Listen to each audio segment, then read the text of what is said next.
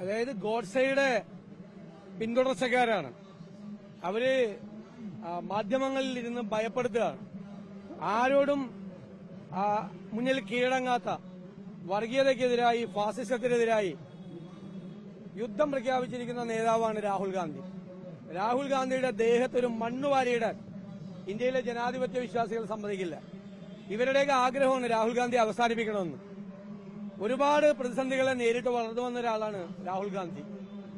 തന്റെ പിതൃമാതാവിന്റെയും പിതാവിന്റെയും ഇവര് കൊന്ന ആ ശവശരീരം കണ്ട് വളർന്നു വന്ന ഒരാളാണ് രാഹുൽ ഗാന്ധി. അദ്ദേഹത്തെ ഒരു വാക്കുകൊണ്ടും ഭയപ്പെടുത്താൻ പറ്റില്ല. ഈ ഗവൺമെന്റ് അടിയന്തരമായി അങ്ങനെ ഭീഷണിപ്പെടുത്തിയ രാഹുൽ ഗാന്ധിയുടെ നെഞ്ചിൽ വെടിയെന്ത് തറയ്ക്കുമെന്ന് പറഞ്ഞ ആൾക്കെതിരായി ഒരു നടപടിയും കേരളത്തിലെ പോലീസ് എടുത്തിട്ടില്ല എന്നത് വളരെ ഞെട്ടിപ്പിക്കുന്ന ഒരു വസ്തുതയാണ്. ഒരു നടപടിയും സ്വീകരിച്ചിട്ടില്ല. കാരണം ബിജെപിയുമായി സന്ധി ചെയ്തിരിക്കുകയാണ് പിണറായി സർക്കാർ.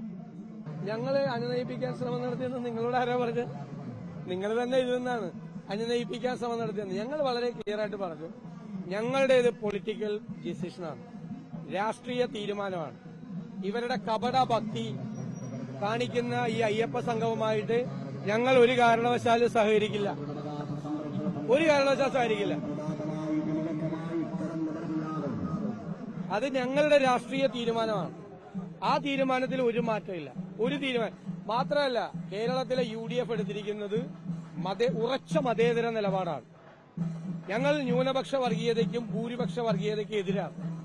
ഞങ്ങൾ ഒരു പ്രീണന നയം ഞങ്ങളുടേതില്ല. അപ്പൊ ഇപ്പോ കേരളത്തിലെ CPM ആ പ്രീണന നയവുമായി പോവുകയാണ്. ഇപ്പോ അവരുടെ ഭൂരിപക്ഷ വർഗീയതയാണ് അവർ പ്രോത്സാഹിപ്പിക്കുന്നത്. ഇതിനു മുമ്പ് ന്യൂനപക്ഷ വർഗീയതയാണ് പ്രോത്സാഹിപ്പിക്കുന്നത്. ഞങ്ങൾ ഇതിനെ രണ്ടിനെയും പ്രോത്സാഹിപ്പിക്കില്ല. ഉറച്ച മതേതര നിലപാടുമായി കേരളത്തിലെ UDF മുന്നോട്ട് പോകും. ഉറച്ച അല്ലെന്നേ ഞങ്ങൾ അദ്ദേഹത്തോട് അയ്യാൻ പറഞ്ഞിട്ടില്ലല്ലോ. ഞങ്ങളാരും അവരുടെ നിലപാട് അവർക്കെടുക്കാം.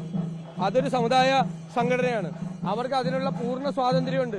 ഞങ്ങൾ അവരെടുത്ത നിലപാടിനെ പറ്റി പരാതി പറഞ്ഞിട്ടില്ല, ആരോപണം ഉന്നയിച്ചിട്ടില്ല, ആക്ഷേപം ഉന്നയിച്ചിട്ടില്ല. അവർക്കെല്ലാം ഇഷ്ടംപോലെ ആളുകൾ പോയി, ചിലർ പോയില്ല. ഇപ്പൊ ബ്രാഹ്മണ സഭ പോയില്ല, യോഗക്ഷേമ സഭ പങ്കെടുത്തില്ല. അതൊക്കെ ഓരോ സംഘടനയുടെ തീരുമാനമാണ്. അതിന് NSS എന്ത് തീരുമാനം എടുക്കണമെന്ന് ഞങ്ങളല്ലല്ലോ പറയുന്നത്. അല്ല, അത് അവരുടെ തീരുമാനമല്ലേ. ഇതിനു മുമ്പ് SNDP എന്ത് തീരുമാനം എടുത്തത്? SNDP നവോത്ഥാന സമിതിയുടെ അധ്യക്ഷ പദവിയായിരുന്നു. അപ്പൊ അവർ ആ തീരുമാനം എടുത്ത് അന്ന് ശബരിമലയിൽ ആരെയും കയറ്റരുത്, സ്ത്രീകളെ കയറ്റണം എന്നുള്ള നിലപാടാണ് SNDP അന്ന് എടുത്തത്. ഇപ്പം മാറ്റി. പിണറായി വിജയൻ പറഞ്ഞത് ആകാശം ഇടിഞ്ഞു വീണാലും അവിടെ സുപ്രീം കോടതി വിധിയുടെ ഒപ്പം നിൽക്കുമെന്നാണ് പറയുന്നത്. അല്ലേ? സുപ്രീം കോടതി വിധിയുടെ കൂടെ നിൽക്കും എന്നാണ് പറഞ്ഞത്.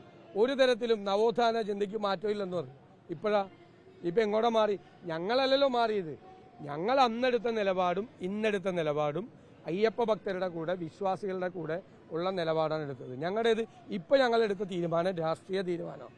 ഞങ്ങൾ ആ തീരുമാനത്തിൽ ഒരു മാറ്റമില്ല. അത് അവരുടെ ഇഷ്ടമല്ലേ? അല്ലെങ്കിൽ എന്തിനു ഞങ്ങൾ ആശങ്കപ്പെടുന്നത്? എന്തിനാ? അത് അവരുടെ തീരുമാനം.